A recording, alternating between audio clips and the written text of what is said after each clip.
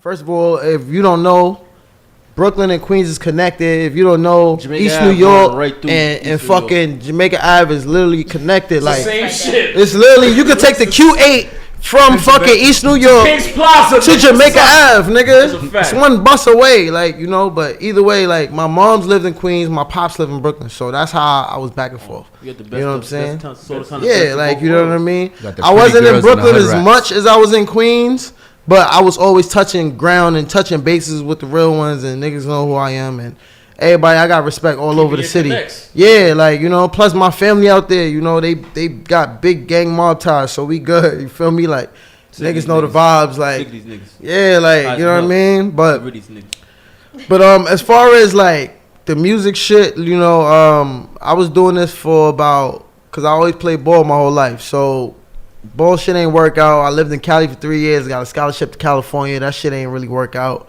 I came back home, and when I came back, it was just like I'm in the studio with my boy Teezy at his crib. He had Pro Tools 8 at the time, like, and he was playing around with it and shit, recording himself. My bro Teezy, this is when I really started to take this shit serious. And this is how I met my manager Bezo. Like, I met her at Teezy crib. This is years and years ago, bro. Like, you feel me? So when I started rapping on the beats, we started fucking with the Pro Tools. We started making songs. I just started bringing, my love just got stronger for it. It's always been strong, you feel me? I always been rapping, freestyling, but it's always been, yo, hear this. Oh, yo, you nice. But I ain't never had no songs. I ain't never did no shows. I ain't never put no money into myself. I always wanted handouts. Like, I was like one of those rappers. Like, SoundCloud, want to get by free type of nigga. Ain't want to put no money in nothing type of rapper. So, obviously, that shit ain't work. I was like, I did that shit for like a year. It ain't work.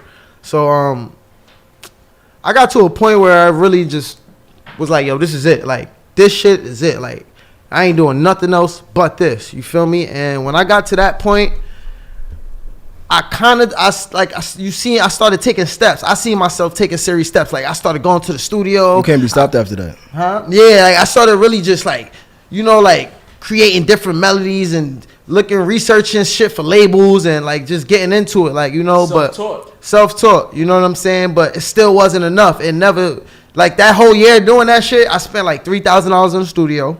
But none of my songs was quality. Like, none of my shit sound like it sound now. None of my shit was like you just, everything was muffled. I went to, not to shit on any of the engineers I was fucking with at the time, It's a but learning process. yeah, like, they didn't take my shit as serious as I wanted it to be. You feel me? And I don't know if it was because of skill or just laziness. You know? are your own business. It's all a part of the transition. You know, when you get to where you got to get to, once you manifest, you get there. That's what I'm saying, bro. When I went through 4 to 5 engineers for this whole year, spending all this money, I said, fuck this shit, with no results. I said, fuck this shit. I went to school, bro.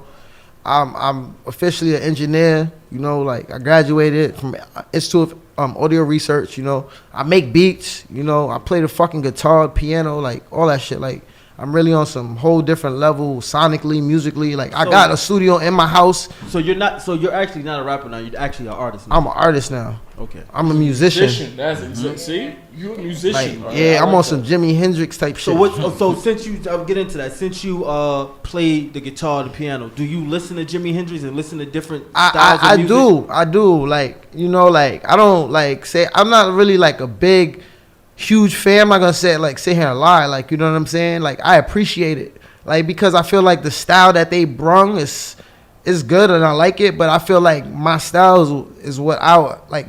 What I see and what I would like is what I'm gonna make, basically. Yeah. Like, what they got is good and it's cool, but the only person I could really fuck with when it comes to that is like Mike. Like, you know, like, and I love Mike. You know what I mean? I love all his shit. Listen, that's a different type of animal. You feel me? That's a different. So, you know, but I listen to music. You know, that's a different type of motherfucker. Bro, but I listen to the Rick James and the real classical like timeless music. Uncle You know, Charlie. and you feel me?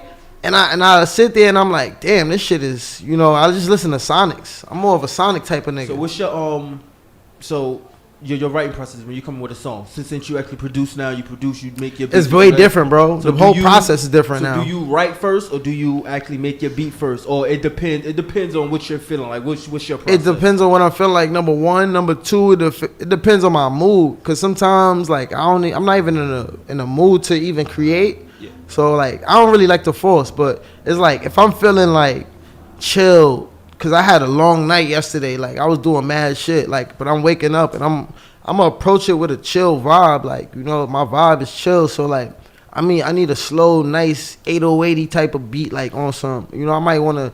I'm fucking with my vocals now. I got singing songs now. I never was singing, ever, in life. When you're producing yourself, you're gonna start to tap into a lot of shit you wouldn't do because you Yeah. know you are the creator. Bro, I'm about to be taking vocal lessons this month. And you know what it is? When you in control of everything, you're not in a box. You're not. You could do whatever. And I was in a box before. And I'm glad I'm not anymore because I was just a rapper. I only had bars. I swear to God. Nothing else. Like, and hooks too, but it was like 50 Cent hooks. Yo, I like when niggas talk like that. Niggas said Listen. I only had bars. I like when Nah, niggas real like talk. that. I'm being honest, bro. And you can hear it in my music. 50 is one of the greatest hook writers of all time. He is, bro. Yeah. But he's not a person you expect to have That's these true. ill hooks. Because it's like his voice is But so that- distinct and That deep. what makes it fire. Yeah, it is. Know It what I is. mean? It And you know is. what's When funny? when you don't expect it and it's Yeah. fire, Exactly. that what makes it fire. Okay, so speaking of That's that, how I felt about He Pop said too. that before RP. because yeah, he in an interview he said, and it's crazy for him to even say some shit like he said getting shot was the best thing that ever happened to him. Change his voice. change his voice. He said it changed Yeah, my more voice pain. and it changed my outlook. He said I knew I wasn't in control of everything. All right, so I'm What's up, everyone? It's Jesus Prince. I hope you like that video. I really hope you like that video. We have a whole lot of videos on our channel. Make sure y'all check them out. Make sure y'all like. Make sure y'all comment. Make sure y'all subscribe. Share the video with your friends. Yo, I'll see you next week. See you next show. Let's go.